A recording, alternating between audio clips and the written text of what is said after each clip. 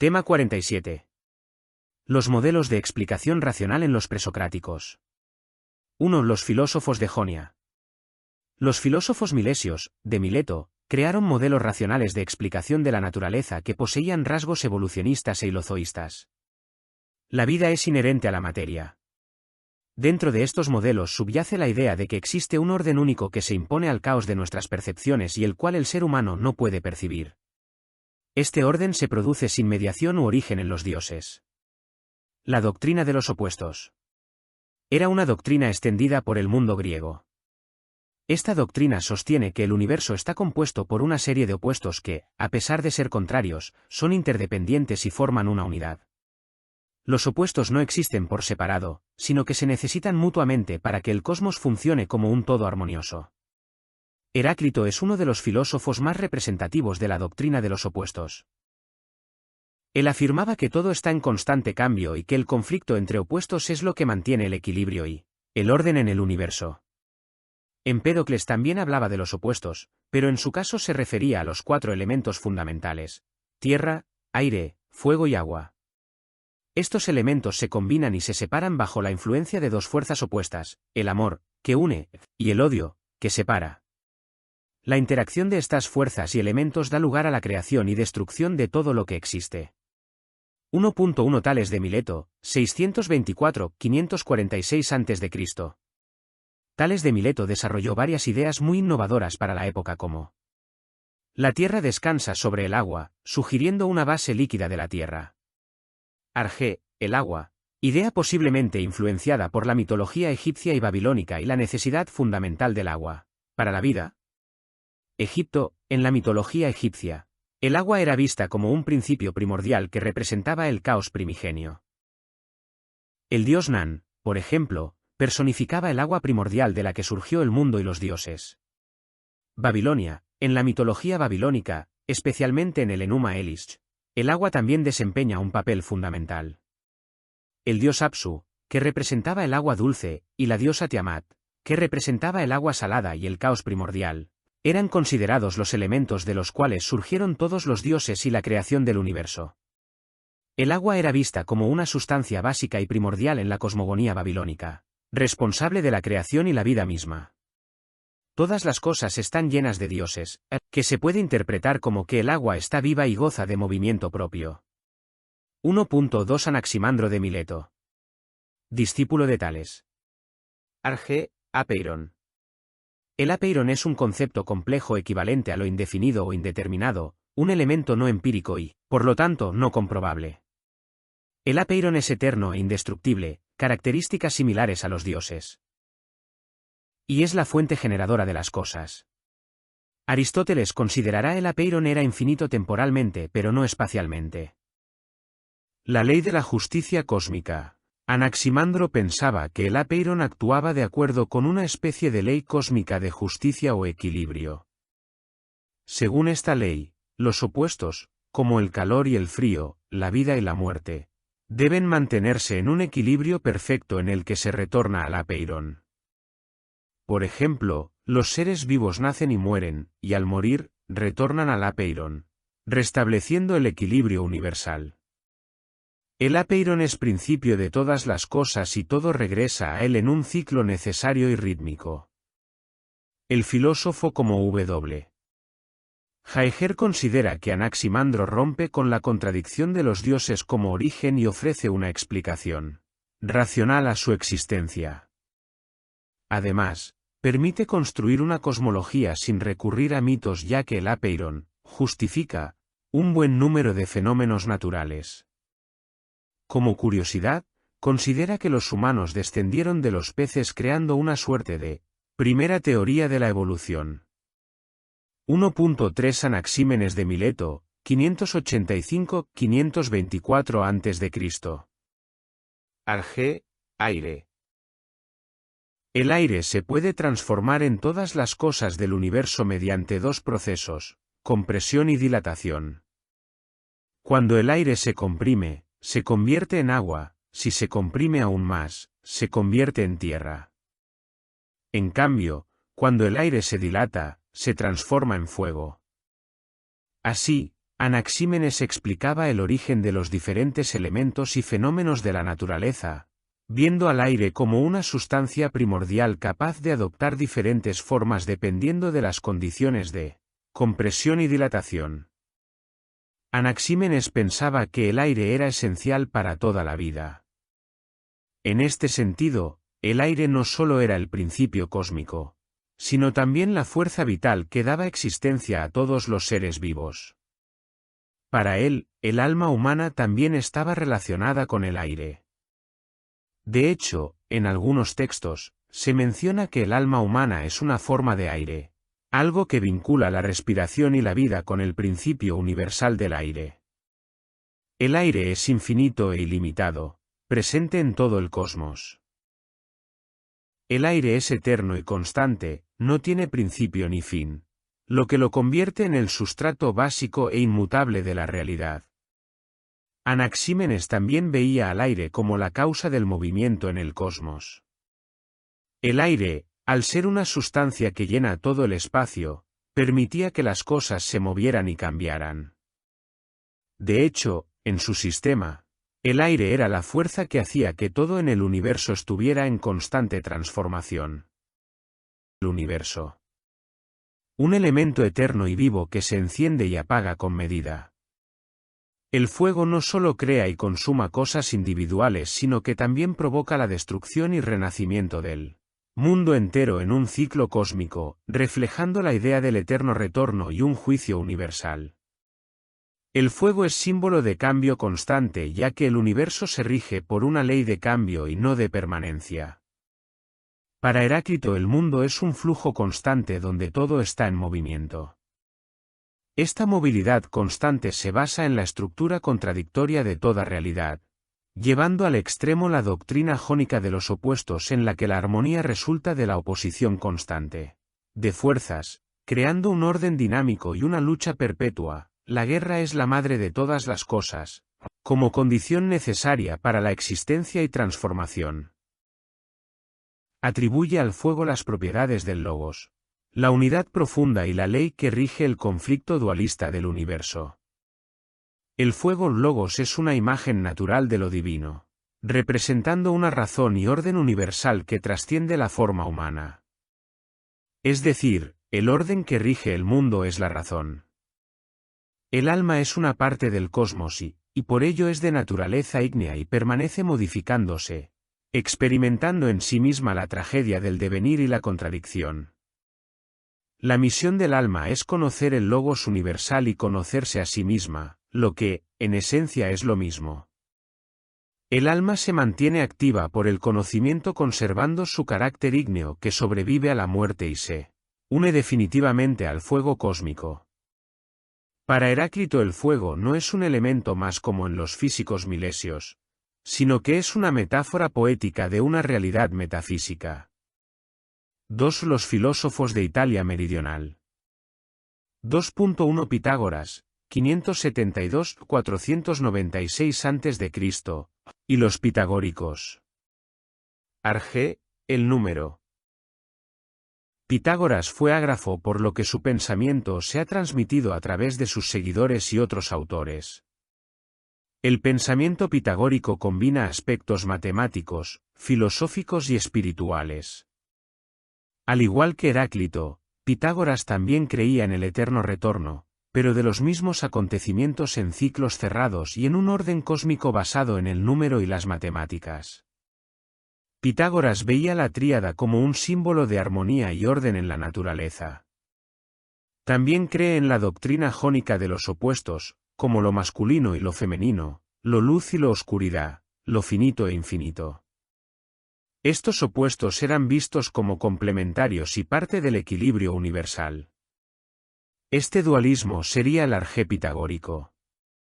Concibe al número desde una naturaleza dual, representando principios opuestos que fundamentan la realidad. Esta concepción dual se extrapoló a su concepto de la naturaleza humana, el cual declaraba que el ser humano estaba compuesto por un alma inmortal y divina y un cuerpo material y mortal, reflejando la dualidad entre lo eterno y lo perecedero. Su descripción del mundo anticipa a Copérnico considerando que el cosmos es una esfera en cuyo centro hay un fuego imaginario. A continuación, vendrían los cuerpos celestes, hasta 10, el movimiento de estas esferas crea la llamada armonía de las esferas o música de las esferas. Los pitagóricos creían que la realidad se estructura en dualidades fundamentales. Límite e ilimitado. Par e impar. Unidad y multiplicidad. Luz y oscuridad. Bien y mal. Estos pares de opuestos crean equilibrio y armonía en el cosmos. Los números pares e impares como base de la realidad. Para los pitagóricos, los números impares representaban el límite, la unidad y el orden. Los números pares simbolizaban lo ilimitado, lo caótico y la multiplicidad. La interacción entre ambos es lo que da origen a todas las cosas. El número 1. La mónada, origen de todas las cosas. Simboliza el límite o lo limitado y está rodeado por lo ilimitado. Luego, la unidad crece y se extiende en 2. El número 2. Surge del 1 y representando la dualidad y la multiplicidad. De la interacción entre la mónada y la díada emergen los números y, por extensión, la realidad material. Los pitagóricos identificaron varias parejas de opuestos fundamentales que estructuran el cosmos, entre las cuales destacan límite e ilimitado. El límite representa la finitud y la forma definida, mientras que lo ilimitado simboliza lo infinito y lo indefinido. Par e impar. Los números pares se asociaban con lo ilimitado debido a su divisibilidad, mientras que los impares se vinculaban al límite por su indivisibilidad. La armonía y la música. Los pitagóricos también descubrieron que los intervalos musicales podían expresarse mediante relaciones numéricas. Creían que el cosmos estaba estructurado de acuerdo con una armonía matemática, la llamada armonía de las esferas, y asociaban la universo. Trinidad filosófica. Los pitagóricos hablaban de 3 principios fundamentales del universo. Mónada, 1. Unidad, lo indivisible, el origen de todas las cosas. Díada, 2. Dualidad, la multiplicidad, la oposición de contrarios, bien-mal, luz-oscuridad. Tríada, 3. La síntesis de los opuestos, el equilibrio y la armonía. Trinidad del alma humana. Pitágoras también influyó en la concepción tripartita del alma, que más tarde fue desarrollada por Platón. Razón, nous, parte intelectual. Espíritu, timos, emociones y pasiones nobles. Deseo, epitimia, instintos y necesidades corporales. Trinidad musical y matemática. Pitágoras descubrió que la música seguía proporciones matemáticas y formuló la relación entre número y armonía. Una posible trinidad en este contexto es unísono, 1, 1, unidad y perfección. Octava, 2, 1, dualidad y equilibrio. Quinta, 3, 2, armonía y belleza. Trinidad del cosmos. Los pitagóricos dividían la realidad en 3 niveles de existencia. El mundo sensible, lo que perciben los sentidos. El mundo matemático, las proporciones y números que lo explican. El mundo divino, la realidad última e inmutable. La Santa Tetractis pitagórica. La unidad, lo divino, origen de todas las cosas. El ser inmanifestado. La díada, desdoblamiento del punto, origen de la pareja masculino-femenino. Dualismo interno de todos los seres. La tríada, los 3 niveles del mundo, celeste, terrestre, infernal, y todas las trinidades, conceptos basados en el número 3. El cuaternario, los 4 elementos, tierra, aire, fuego y agua. Y con ellos la multiplicidad del universo material. El conjunto constituye la década, la totalidad de universo, 4, 1 más 2 más 3 más 4 igual a 10, 1 más 0 igual a 1. La creencia en la reencarnación. Pitágoras y sus seguidores creían en la transmigración de las almas, es decir, que el alma podía reencarnarse en diferentes cuerpos a lo largo de distintas vidas. Esta idea estaba vinculada a su visión espiritual del mundo. La vida ascética y la pureza. Los pitagóricos llevaban una vida de disciplina, abstinencia y pureza. Practicaban la meditación, la abstención de ciertos alimentos, como las habas. Y seguían reglas estrictas de comportamiento. Esta disciplina se basaba en la creencia de que llevar una vida ordenada era esencial para alcanzar la sabiduría. El cosmos como un orden matemático, según los pitagóricos, el universo no era aleatorio, sino que seguía un orden matemático, y este orden podía entenderse a través de las matemáticas y la razón. El teorema de Pitágoras es uno de los principios más conocidos de esta escuela. En términos geométricos, establece que, en un triángulo rectángulo, el cuadrado de la hipotenusa, el lado más largo, es igual a la suma de los cuadrados de los otros dos lados. Es una regla fundamental de la geometría. 2.2 La escuela de Elea, Parménides. Genófanes de Colofón, 570 a 475 a.C., es el precursor de los eleatas al intentar unificar al ser.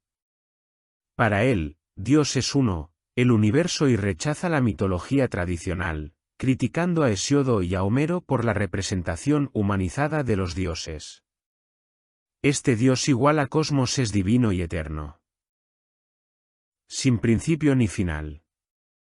El conocimiento absoluto de este Dios está reservado al propio Dios. Parménides de Elea expuso su teoría en un poema de Hexámetros, sobre la naturaleza, con críticas a Anaxímenes y a Pitágoras. Se divide en dos vías. La vía de la verdad, su doctrina. La vía de la opinión. Parménides y su discípulo Zenón serán muy críticos con el pitagorismo. Parménides rechazaba la coexistencia de opuestos, como el ser y el no ser. Para él, el ser debía ser único e indivisible. Cualquier noción de oposición entre elementos, como los pitagóricos proponían, sería incompatible con la concepción de la unidad absoluta del ser. Vía de la verdad. Su máxima ontológica, solo es lo que es y no lo que no es, le permite deducir que el ser es ingénito, no engendrado, imperecedero, finito, continuo, único, indivisible e inmóvil. No puede haber cambio ni multiplicidad, ya que cualquier transformación implicaría la existencia de algo que no es, el no ser, lo cual es imposible según Parménides, ya que el no ser, si existiera, sería contradictorio, porque no podría ser conocido ni ser en absoluto. El ser no puede proceder del no ser ni volver a él, ya que el no ser es impensable. La clave de esta vía es la noción de que el ser es único, eterno, inmutable e indivisible. Entonces, solo lo que es tiene verdadera existencia. Vía de la opinión.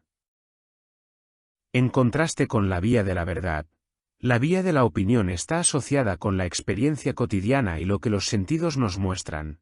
Pero Parménides advierte que estas percepciones no son la verdadera realidad, ya que los sentidos pueden ser engañosos y llevarnos a conclusiones erróneas, y solo la razón permite trascender las apariencias y alcanzar la verdad. Esta es la vía de la apariencia o de la opinión humana. Parménides introduce la diferenciación entre verdad/apariencia, otorgando primacía a la razón sobre las apariencias sensibles. Esta vía se asocia a la multiplicidad y el cambio. Parménides piensa que el cambio es una ilusión, ya que la esencia permanece. Este pensamiento se reflejará en Platón, el cual separará el mundo sensible del de las ideas o auténtico. Zenón de Elea. Zenón de Elea, 490-430 a.C., discípulo de Parménides, elaboró una serie de aporías, paradojas o problemas lógicos. Contra las tesis pitagóricas sobre el movimiento y la pluralidad 18 usando la reducción al absurdo con el objetivo de mostrar la contradicción inherente a las nociones de multiplicidad, cambio y movimiento 19 que aceptamos comúnmente a través de los sentidos. Siguiendo a Parménides, Zenón sostenía que el único ser real es el inmutable, y que la visión del mundo tal como lo percibimos a través de los sentidos es engañosa y lógicamente insostenible. La paradoja de Aquiles y la tortuga. En esta paradoja, Zenón presenta una carrera entre el veloz Aquiles y una tortuga más lenta, pero que recibe una ventaja. Zenón argumenta que Aquiles nunca alcanzará a la tortuga, a pesar de que es mucho más rápido. Esto se debe a que, cuando Aquiles llega al lugar donde estaba la tortuga al principio, ésta ya ha avanzado un poco más. Y cuando Aquiles llega a ese nuevo punto, la tortuga ha avanzado aún más. Este proceso continuaría indefinidamente, según Zenón, lo que sugiere que Aquiles nunca alcanzará a la tortuga. Este argumento está diseñado para demostrar que el concepto de pasar por una cantidad infinita de puntos durante el movimiento lleva a una contradicción lógica, ya que parece que el movimiento no podría completarse. Por lo tanto, el concepto del eterno devenir es imposible. La paradoja de la flecha. Zenón propone que una flecha disparada hacia un objetivo en realidad está en reposo en cada instante de su vuelo. En el momento en que la flecha está volando, ocupa una posición específica en el espacio y en ese instante no está moviéndose. Si esto es cierto para cada instante de tiempo, entonces el movimiento no puede existir en absoluto, ya que en cada momento individual la flecha está quieta. Por lo tanto, Zenón concluye que el movimiento es una ilusión. La paradoja de la divisibilidad infinita. Zenón argumenta que para que algo se mueva, debe recorrer una distancia finita. Pero antes de recorrer esa distancia, debe primero recorrer la mitad de ella, luego la mitad de esa mitad, luego la mitad de la mitad de la mitad, y así sucesivamente. Debido a que este proceso de división continúa infinitamente, parece que nunca se puede completar el recorrido de una distancia finita, lo que sugiere que el movimiento es imposible. La paradoja de los múltiples. Zenón también presenta una paradoja en la que argumenta que, si el espacio y el tiempo están divididos en una cantidad infinita de partes, entonces no puede haber un número finito de cosas en movimiento. Si los objetos se mueven de manera continua, la cantidad infinita de instantes o partes entre los que se mueven implica que la totalidad de esos objetos no pueden existir de manera finita. De nuevo, Zenón utiliza este argumento para atacar la concepción del movimiento y la multiplicidad en el mundo. 3. Los pluralistas. Los pluralistas buscan explicar el mundo desde múltiples elementos invariables cuya combinación originan un universo múltiple y móvil. Teoría de la transformación y el cambio, el movimiento. El cambio y la transformación son aspectos clave en las teorías pluralistas, ya que estas filosofías buscan explicar cómo los distintos principios interactúan para dar lugar a los fenómenos del mundo físico. 3.1 Empédocles de Agrigento. Empédocles de Agrigento, calle 490, calle 430 C. Fue uno de los más influyentes pluralistas. Su teoría del universo se centraba en los 4 elementos clásicos: tierra, aire, fuego y agua. Según Empédocles, estos 4 elementos eran los principios fundamentales de todo lo que existe. Sin embargo, para que estos elementos se combinaran y se transformaran en las distintas formas del mundo, 2 fuerzas cósmicas entraban en juego. El amor, Filotes, la fuerza que une los elementos. El odio, Neikos, la fuerza que separa los elementos. Empédocles creía que el equilibrio entre estas 2 fuerzas era lo que generaba el orden y las transformaciones en el mundo, mientras que su desequilibrio provocaba el caos y la destrucción. Además, estas fuerzas generan ciclos del mundo o del eterno retorno. Primero, el amor reina en soledad creando una esfera homogénea. Luego el odio provoca la separación completa de los elementos. Finalmente, el amor los vuelve a unir, reiniciando el ciclo. Empédocles desarrolla una concepción del hombre como un microcosmos, un reflejo del mundo en miniatura. Propone una explicación del conocimiento por simpatía: lo semejante conoce a lo semejante. 3.2 Anaxágoras de Clazómenas, k. 500 k. 428 a.C. Anaxágoras parte de Parménides: el ser no puede empezar ni perecer y lo uno es inmutable. Pero llega a una solución pluralista con la idea de que el cosmos está compuesto por una infinidad de sustancias, o semillas, llamadas espermata, que son partículas cualitativamente distintas e indefinidamente divisibles. Inteligencia era la fuerza que organizaba y movía estas partículas, dándoles orden. La diferencia clave en su visión es que el nous no es solo una sustancia, sino una fuerza ordenadora que impone el orden en la materia. Así, a diferencia de Empédocles, Anaxágoras no asignaba una relación de fuerzas enfrentadas, como el amor y el odio, sino que proponía una mente ordenadora detrás de la pluralidad de sustancias. 3. Demócrito y Leucipo, 460 a 370 a.C. Demócrito y su maestro Leucipo son conocidos como los fundadores del atomismo, una teoría que también puede considerarse pluralista. Ambos intentan explicar la realidad desde el eleatismo, pero admitiendo el vacío y negando fuerzas distintas de la materia.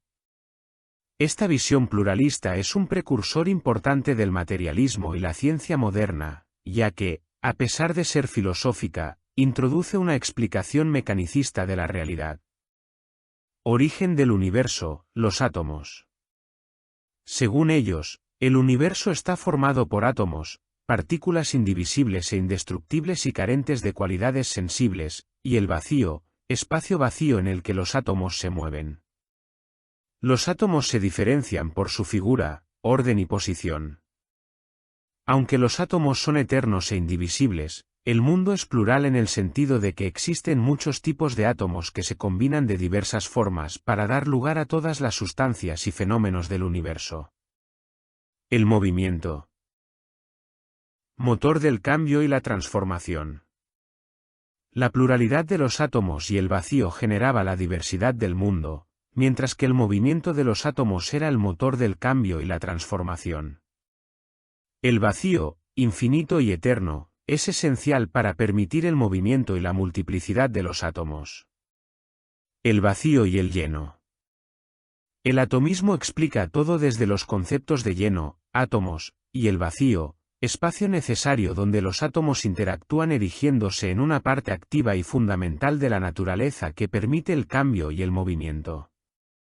La percepción sensible e ídolas. Demócrito sí justifica la percepción sensible, aunque reconoce que carece de objetividad debido a la constante movilidad de los átomos. Nosotros no percibimos los objetos que nos rodean per se, sino que percibimos copias, e ídola. Estas ídolas serían pequeñas partículas que se desprenden de los objetos y viajan a través del vacío hasta nuestros sentidos permitiéndonos percibir el mundo. Cuerpo y alma. El alma es mortal y corporal, formada por átomos.